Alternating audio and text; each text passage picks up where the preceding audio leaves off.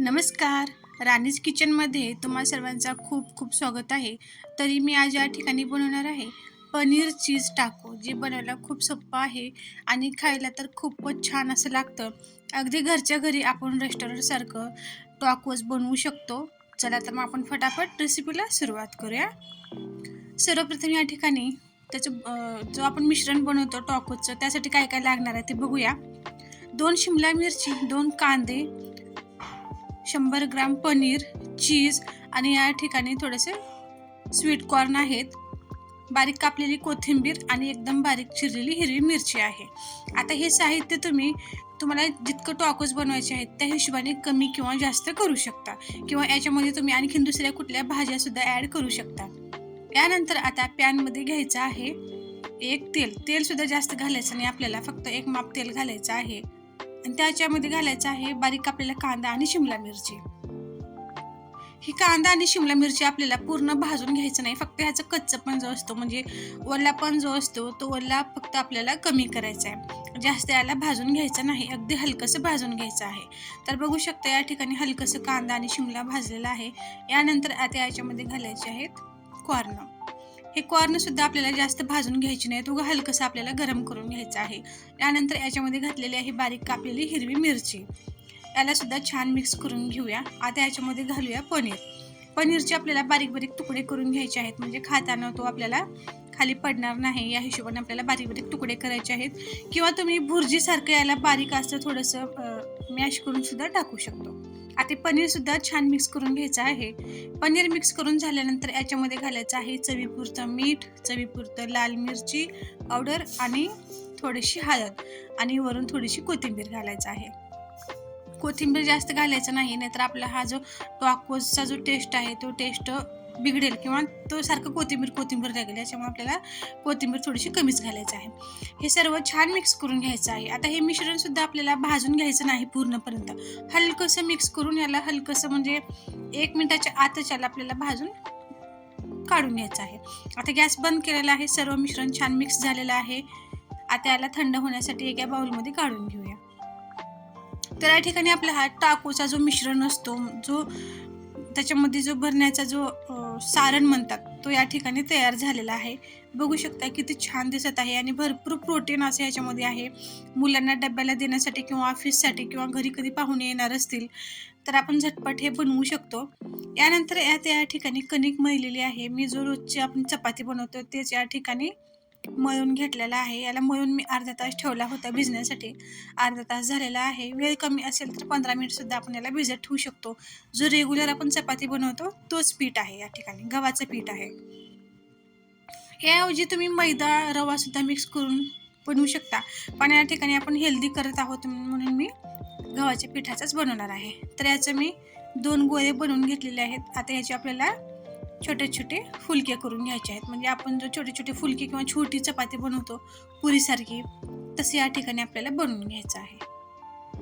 हलक्या हाताने आपल्याला याला गोल गोल बनवून घ्यायचं आहे. किंवा तुम्ही मोठी एक चपाती लाटू शकता आणि त्याच्यामध्ये वाटीने किंवा छोट्या प्लेटने गोल गोल याचा आकार देऊ शकता, पण मी सहज असं आपल्या फुलकीसारखं बनवून घेत आहे. याची साईज तुम्ही तुमच्या आवडीप्रमाणे कमी किंवा जास्त ठेवू शकता बरं का, पण मी मध्यम ठेवलेलं आहे. जास्त मोठं पण नाही आणि जास्त बारीक पण नाही. हे पहा, या प्रकारे मध्यम आकाराची आपल्याला फुलकी बनवून ठेवून घ्यायची आहे. सुरुवातीला आपण 2 फुलक्या बनवून घेऊया. फुलकी बनवून ठेवायचं, मग नंतर त्याला शेकून घ्यायचं. हे पहा, या ठिकाणी 2 फुलकी बनवून तयार झालेले आहेत. आता हे फुलकी फुगू नये म्हणून आपल्याला काय करायचं आहे, काटा चम्मच घेऊन त्या काटा चम्मचने याला आपल्याला असं डॉट डॉट करून घ्यायचं आहे. म्हणजे काय होतं, फुलकी जी आहे ते फुगणार नाही. आपल्याला या ठिकाणी ही आपली चपाती किंवा फुलकी फुगवायची नाही. आता हा जो आपण डॉट डॉट केलेला भाग होतो तो खालच्या साईडला करायचा आणि चपाती भाजून घ्यायची. चपाती या ठिकाणी आपल्याला एका साईडने पूर्ण भाजून घ्यायचं आहे आणि एका साईडनं हलकंसं म्हणजे 70% भाजायचं आहे. कारण आपल्याला याच्यामध्ये तो मिश्रण भरून परत आणखीन वरून भाजायचा असतो, म्हणून पूर्ण भाजायचं नाही, एका साईडनं पूर्ण भाजून घ्यायचं आहे. याला तुम्ही थोडंसं तेल किंवा बटर किंवा तूप काहीही लावू शकता. लावून या ठिकाणी आपल्याला याला दोन्ही साईडने भाजून घ्यायचं आहे. बघू शकता या ठिकाणी खालचा साईड जो आहे ते मी पूर्ण भरणार आहे आणि हा वरचा जो साईड आहे याला थोडंसं कमीच भाजणार आहे, म्हणजे कसं त्याच्यामध्ये आपल्याला मिश्रण भरायचं आहे. आहे पहा. या ठिकाणी हे छान असं फुलकी भाजून झालेली आहे. याला काढून घेते. याच नंतर आता फटाफट दुसरी सुद्धा फुलकी भाजून घेते. तर दोन्ही फुलके या ठिकाणी भाजून झालेले आहेत. आता आपण याला काय करायचं आहे, एक सॉस कुठलाही सॉस घ्यायचा तुम्ही. मी या ठिकाणी शेजवान चटणी घेतलेली आहे. शेजवान चटणी जर तुम्हाला नसेल आवडत तर तुम्ही टोमॅटो केचप लावू शकता किंवा जो सोबत ग्रीन चटणी येते ते ग्रीन चटणीसुद्धा लावू शकता किंवा तुम्ही पुदिन्याची चटणी लावून ते पुदिन्याची चटणीसुद्धा लावू शकता. या ठिकाणी चटणी तुम्ही कुठलीही लावू शकता, पण मी या ठिकाणी शेजवान चटणी लावलेली आहे. पूर्ण चपातीला शेजवान चटणी लावायची आणि त्याच्यामध्ये आपण जो हा मिश्रण बनवून घेतलेला होता हा मिश्रण याच्यामध्ये भरायचा. हा खायला इतकं छान लागतं ना आणि बनवायला तर खूपच सोपं आहे बरं का. रेस्टॉरंटमध्ये इतके महाग भेटतात ना अशा गोष्टी. एक रोल जरी घ्यायला गेलं तरी आपल्याला 150 ते 200 पर्यंत हा एक फुलकी भेटते. आता हे मिश्रण जे आहे भरून झाल्यानंतर याच्यावर मी घातलेलं आहे चिली फ्लेक्स. चिली फ्लेक्स जे आहे ते ऑप्शनली आहे. यानंतर आता याच्यामध्ये घालायचं आहे चीज मात्र घालायचंच बरं का. चीज शिवायला तितकं टेस्ट येत नाही आणि आपल्या मुलांना ना चीज म्हणले की थोडंसं म्हणाल ते खातात. त्याच्यामुळे आपल्याला याच्यामध्ये चीज घालायचं आहे. चीज घातल्यामुळे खूप छान असं टेस्ट येतं. भरपूर असं या ठिकाणी चीज घालायचं आहे. चीज घालून याला असं आपण आता फोल्ड करून घेऊया. हलक्या हाताने फोल्ड करायचा. बघू शकता खूप छान असं याला रंग सुद्धा आहे आणि मिश्रण इतकं छान झालेलं आहे ना. आता हे साईडला ठेवते. याच प्रकारे आता मी दुसऱ्या सुद्धा चपातीला सेम प्रोसेस करून भरून घेते. सर्वप्रथम सॉस लावते. त्यानंतर याच्यावरती मिश्रण भरूया. याच्यावरती चिली फ्लेक्स घालायचा आहे आणि यानंतर याच्यावरून असं चीज घालायचं आहे. चीज घालून याला सुद्धा फोल्ड करून घेऊया. तर या ठिकाणी आपले हे 2 टाको बेल तयार झालेले आहेत. कोणी टाको म्हणतात, कोणी टाको बेल्स म्हणतात. प्रत्येक भागामध्ये वेगवेगळे असं नावं असतात बरं का याची.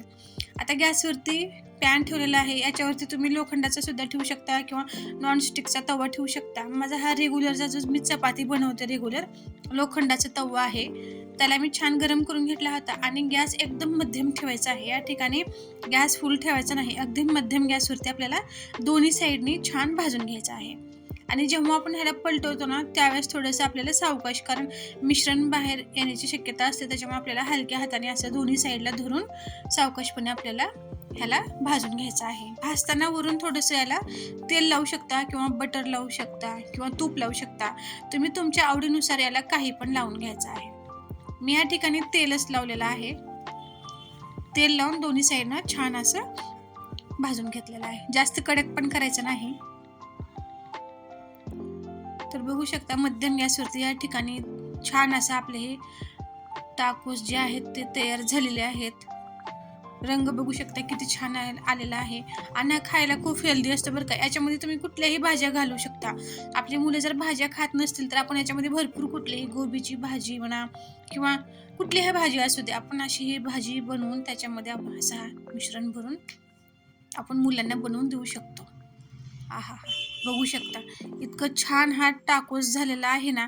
मला स्वतःला विश्वास होत नाही की घरच्या घरी सुद्धा इतकं छान टाकोस आपण बनवू शकतो. मुलं आवडीने इतकं खातील ना. एकदा जर तुम्ही बनवलात तर मुलं रोजच मागतील. इतकं छान असं घरच्या घरी हेल्दी टाकोस आपण बनवू शकतो. बघू शकता एकदम छान आपला हा पनीर चीज टाकोस तयार झालेला आहे. जर तुम्हाला माझी ही आजची रेसिपी आवडली असेल तर नक्कीच चॅनलला लाईक, शेअर आणि सबस्क्राईब करावे.